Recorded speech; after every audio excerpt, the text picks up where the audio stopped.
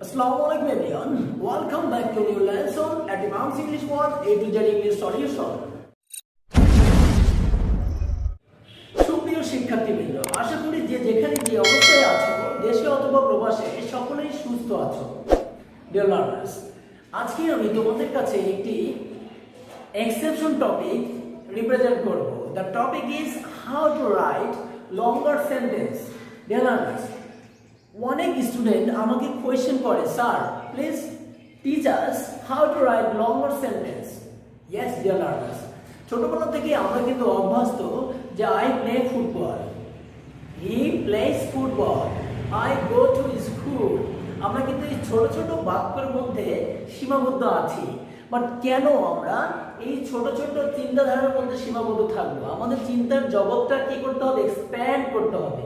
আর এই এক্সপ্যানশন করার মাধ্যমে আমরা কি করতে পারবো? আমাদের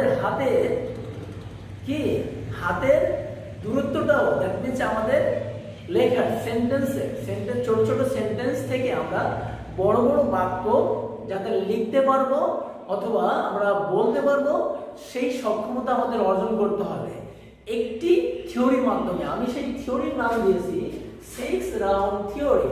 ডিয়ার লার্নার্স, এই 6 রাউন্ড থিওরি তোমাদেরকে খুবই কেয়ারফুলি দেখতে হবে প্লাস আত্মস্থ করতে হবে। Only then you can produce English correctly. Okay okay dear learners, so দেখা যাক আমাদের সেই 6 রাউন্ড থিওরির মধ্যে কি কি আমাদের করতে হবে। Number 1, select verb. At first তোমাদেরকে কি করতে হবে? ভার্ব, দ্যাট মিন্স ক্রিয়া সিলেকশন করতে হবে। আমি কিছু স্পেসিফিক ক্রিয়া, দ্যাট মিন্স ভার্ব সিলেকশন করেছি। Pray, play, arrive, eat. Okay, খুবই পরিচিত, that means known word. Next কি করতে হবে? Choose subject.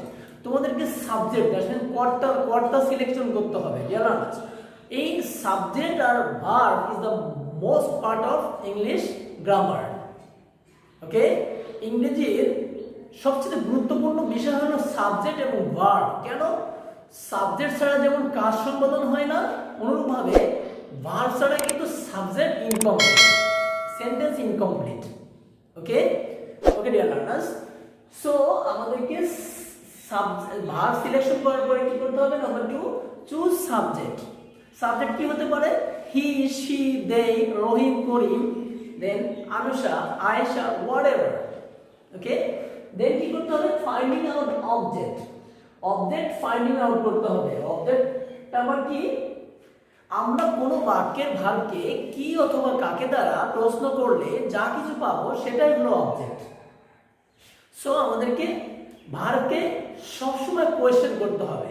আর এই ভার্বকে কোয়েশ্চেন করার মাধ্যমেই আমরা কি করব?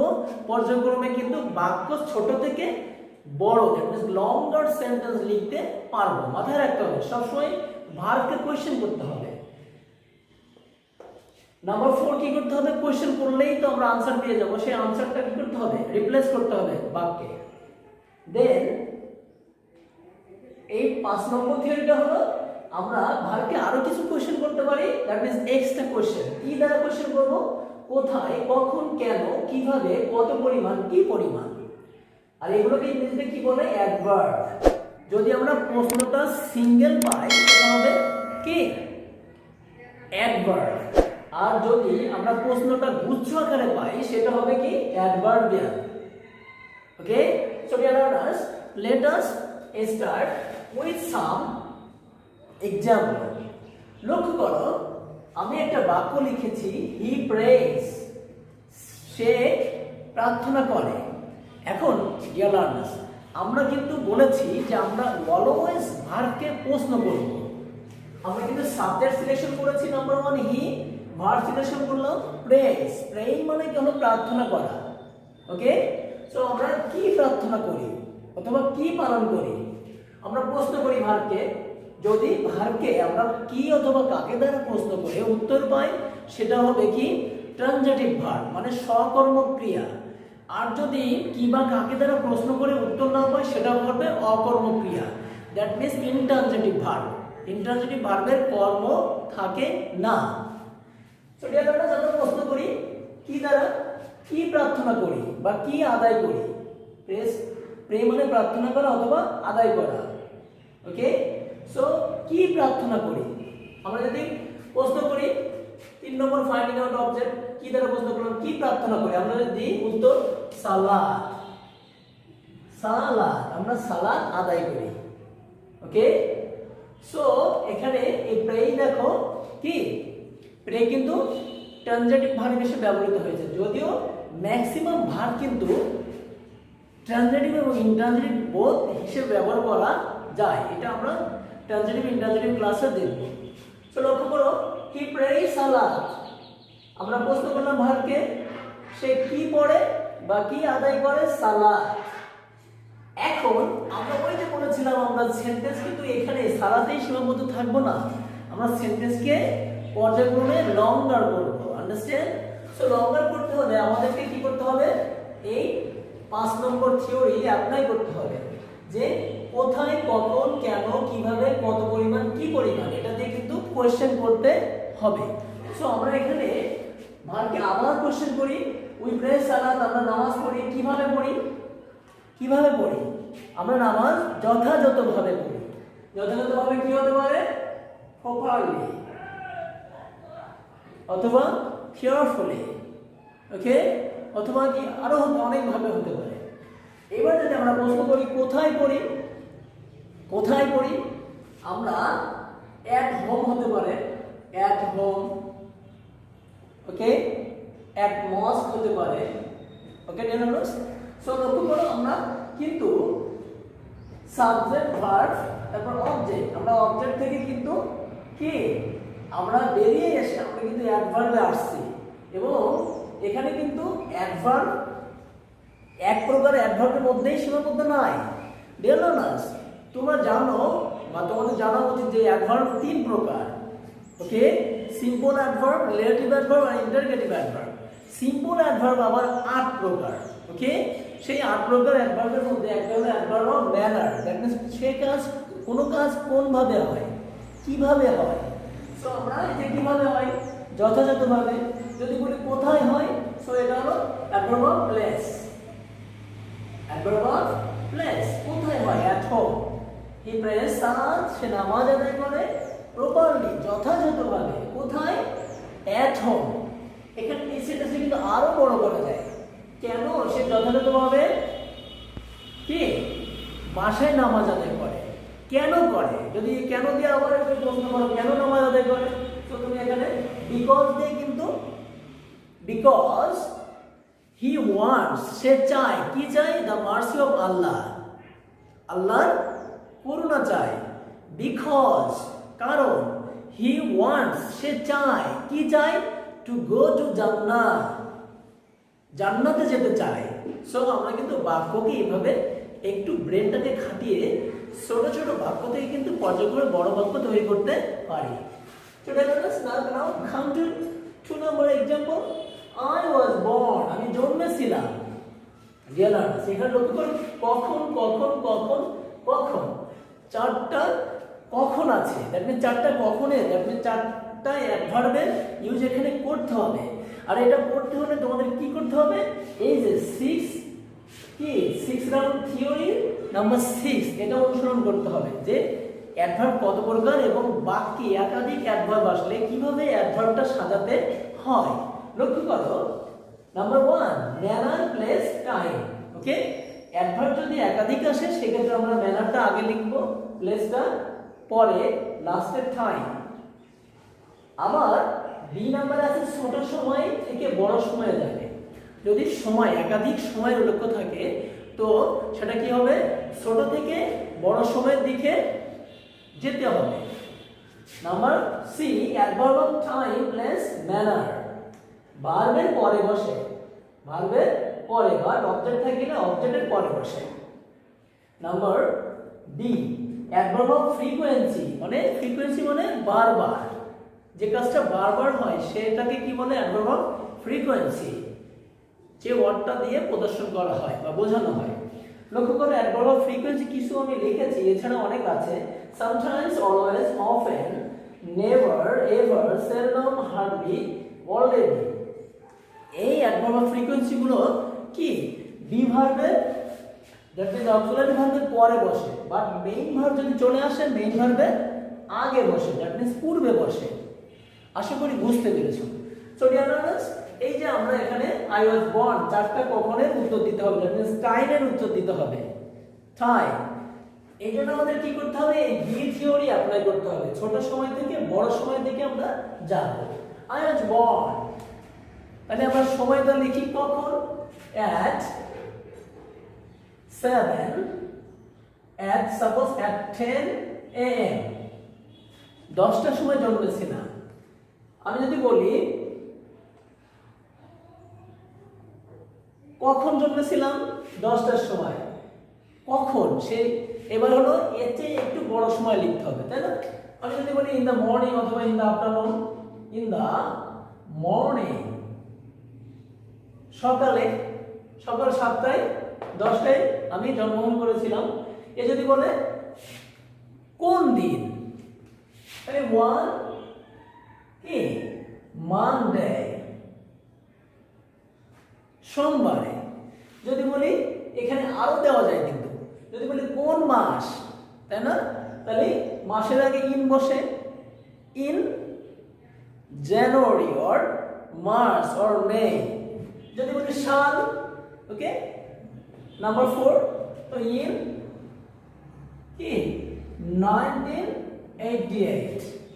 লক্ষ্য করো আমরা কিন্তু চারটা অ্যাডভার্ব, দ্যাট মিন্স সময় নির্দেশ করেছে, কখন, when, okay, when, that means when মানে কখন জানতে চেয়েছে, আর চারটা অ্যাডভার্ব, দ্যাট মিন্স চারটা সময়।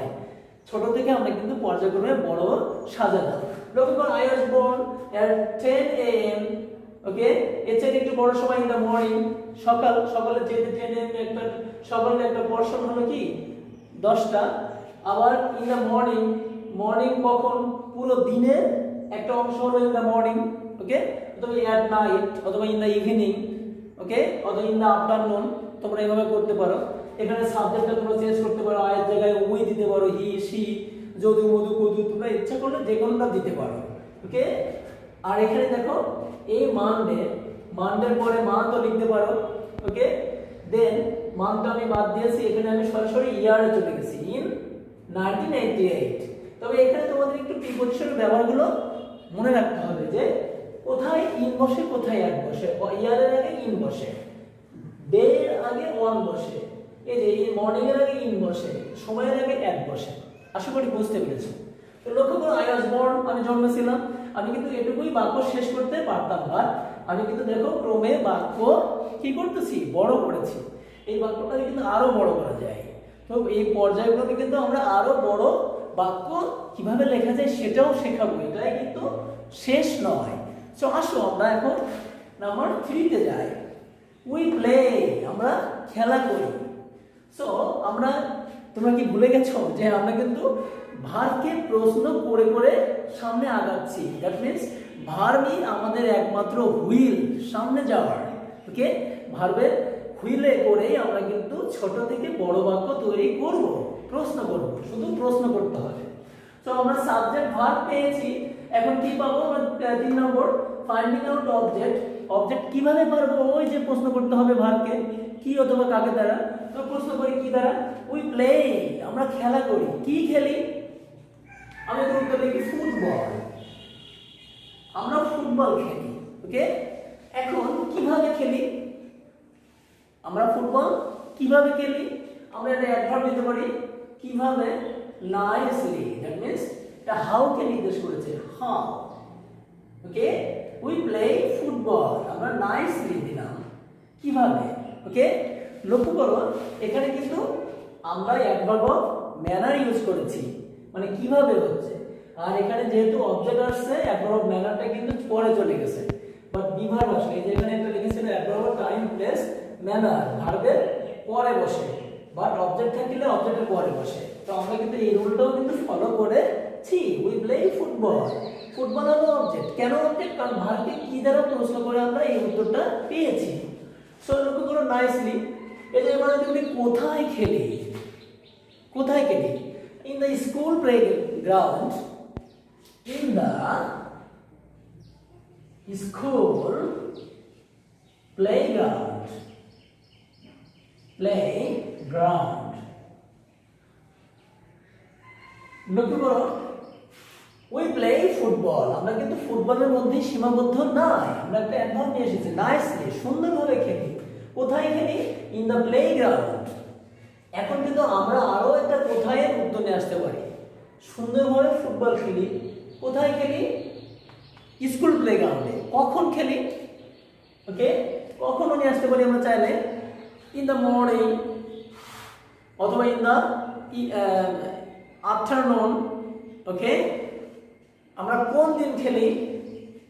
One Monday, one Friday, Saturday, অথবা one every Monday, one every কি ফ্রাইডে। সো এভাবে কিন্তু আমরা পর্যায়ক্রমে বাক্য অনেক বড় করতে পারি। জাস্ট একটু থিঙ্কিং করতে হবে, কে একটু ব্রেন শক্তিটাকে কাজে লাগাতে হবে। নাও আসো, আনুষা অ্যারাইভড, সাবজেক্ট পেয়েছি, ভার্ব পেয়েছি। এবার অ্যারাইভ মানে হাজির হওয়া অথবা পৌঁছানো। তো আমরা ভার্বকে প্রশ্ন করব। কি প্রশ্ন করব? এখানে কিন্তু কি দিয়ে প্রশ্ন করব? এখানে অপশনে আছে কিভাবে, কিভাবে পৌঁছেছিল। এখানে আনুষা কি পৌঁছেছিল, এটা কিন্তু উত্তর পাওয়া যাচ্ছে না।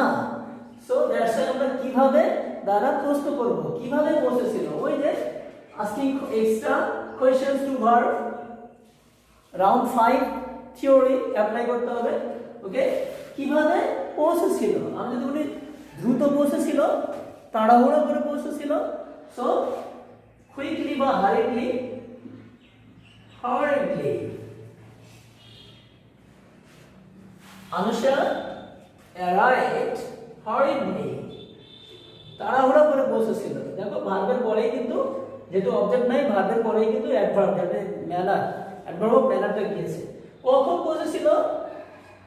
এট নাইট, রাতে। ওকে, এট নাইট, রাতে। এখন যদি আমি বলি কোথায় পৌঁছেছিল, কোথায়? ইন ঢাকা অথবা লন্ডন। তো লক্ষ্য করো, আনুষা অ্যারাইভড, পৌঁছেছিল। আমরা কিন্তু এই পৌঁছানোর মধ্যে সীমাবদ্ধ নাই, আমরা প্রশ্ন জুড়ে দিয়েছি। কিভাবে পৌঁছেছিল? হারিডলি। কখন? At night. কোথায় পৌঁছেছিল? In Dhaka. Anusha arrived হারিডলি at night in Dhaka. এই অ্যারাইভ ইন ঢাকাটা কিন্তু এই ভার্বের পরে দিলে আরো সুন্দর হবে। Anusha arrived in Dhaka, arrived in Dhaka hardly at night. Okay, so dear learners, এখন আমরা দেখব নাম্বার 5, I like, আমি পছন্দ করি। লক্ষ্য করো, আমরা লাইক কে, দ্যাট মিন্স লাইক ভার্বকে প্রশ্ন করব। কি দ্বারা প্রশ্ন করব? ওই যে 3 নম্বর rule, finding out object. Okay, কি বা কাকে অথবা কেমন দ্বারা প্রশ্ন করব। কি বা কাকে দ্বারা প্রশ্ন করলে উত্তর পাইলে সেটা হলো ট্রানজিটিভ ভার্ব, আর কেমন দ্বারা প্রশ্ন করলে উত্তর হয় সেটা হবে কি? সেটা হবে ইনট্রানজিটিভ ভার্ব। আমরা কেমন দ্বারা প্রশ্ন করলে উত্তর পেলে সেটা হবে কি? লিংকিং ভার্ব হবে। আর যেটা পাবো সেটা হলো কমপ্লিমেন্ট হয় ম্যাক্সিমাম ক্ষেত্রে। যেমন he is a good boy. ওকে, লক্ষ্য করো, he is a good boy. So লক্ষ্য করো, হি আর এ গুড বয় একই জিনিস কিন্তু। সো এটা হলো কমপ্লিমেন্ট, গুড বয়টা হলো কমপ্লিমেন্ট, কারণ এটা এই হিও যাকে বোঝাচ্ছে, এই গুড বয়ও তাকে বোঝাচ্ছে। আন্ডারস্ট্যান্ড? আর এই সাবজেক্ট এবং কমপ্লিমেন্টে থাকলে কি, এই যে ভার্বটা ইউজ করা হয়, এই ভার্বটাকে ম্যাক্সিমাম ক্ষেত্রে বলা হয়, এটাকে লিঙ্কিং ভার্বই বলা হয়। এনিওয়ে, সো আমরা আসি আই লাইক, আমি পছন্দ করি, প্রশ্ন করে দিলাম আমি কি পছন্দ করি। I like, আমি ব্যায়াম করতে পছন্দ করি। I like to exercise. এখানে একটু বোঝার আছে, লক্ষ্য করো যে I like, আমি পছন্দ করি to exercise। যদি আমি ফার্স্ট কোনো কাজ করি, সাপোজ I read, আমি পড়ি, মানে এই পড়ার যদি কোনো উদ্দেশ্য থাকে, তাহলে এই পড়ার উদ্দেশ্যকে কেন্দ্র করে আমরা যদি দ্বিতীয় কোনো কাজ করি, তাহলে সেই দ্বিতীয় ভার্বের আগে টু বসবে। ওকে, লক্ষ্য করো, আই লাইক, আমি পছন্দ করি, মানে পছন্দ করা কি পছন্দ করি? এক্সারসাইজ করতে। তাহলে এই প্রথম ভার্বের যদি উদ্দেশ্য হিসেবে দ্বিতীয় কোনো ভার্ব আসে তার আগে টু বলতে। I like to read, I like to it, he likes to swim. Okay, so দ্বিতীয় ভার্বের আগে কি আসবে? টু আসবে। আন্ডারস্ট্যান্ড? Of course. উদ্দেশ্য আসবে। So I like to exercise, আমি কি পেয়ে গেলাম? আমি কি পছন্দ করি এক্সারসাইজ করতে? কখন? যদি বলি কখন, at 6 AM, 6টার দিকে। আবার কখন আছে? ওকে, কখন? In the morning, in the morning. যদি বলি কেন, যদি বলি কেন, তাহলে কেন দিলে আমাকে বিকজ লাগা দিতে হবে। Because, because I like to exercise at 6 AM in the morning. Because this time is very hygienic অথবা healthy. This time is very healthy. Okay? এই সময়টা খুবই স্বাস্থ্যকর। Understand? আমি আশা করি বুঝতে পেরেছো। I eat, এখন আসো আমরা 6 নম্বর এক্সাম্পলে। I eat, আমি খাই। সো ইটটা কিন্তু একেবারে আমাদের ঘরের ওয়ার্ড, পরিচিত ওয়ার্ড। I eat, আমি খাই। প্রশ্নকর ভার্ব কে হবে? 3 নম্বর কি হই? ফাইন্ডিং আউট অবজেক্ট, আমি কি খাই? I eat breakfast. Breakfast. Their lines. এখানে কিন্তু তুমি আর কিছু না, I eat my breakfast দিতে পারো। তাহলে I eat breakfast। কখন? at, আমি অ্যাট দিয়ে দিয়েছি কখন, সময়টা নির্দেশ করতে পারি। at কি 7 AM, 7টার সময় না 8টার সময়, তুমি তোমার টাইমটা লিখবে, এখানে সাবজেক্টটা তোমার মতো করে চেঞ্জ করবে। কোথায় খাই? কোথায়? ইন দ্য রেস্টুরেন্ট, রেস্টুরেন্ট, অথবা in the park, in the park. I eat breakfast at 7 AM in the restaurant or park. Okay? দেখবে যে ঢাকা শহরে বাট ব্যস্ত বেশি করে, বিশেষ করে বিশেষ করে রাজধানীতে অনেকেই আছে যে নাস্তা করে রিকশায় বসে পড়ে, নাস্তা করে সকালে হাঁটতে যেয়ে, কারণ they don't have extra time, they are very very burdened with lot of duties and activities and also at the same times traffic jam.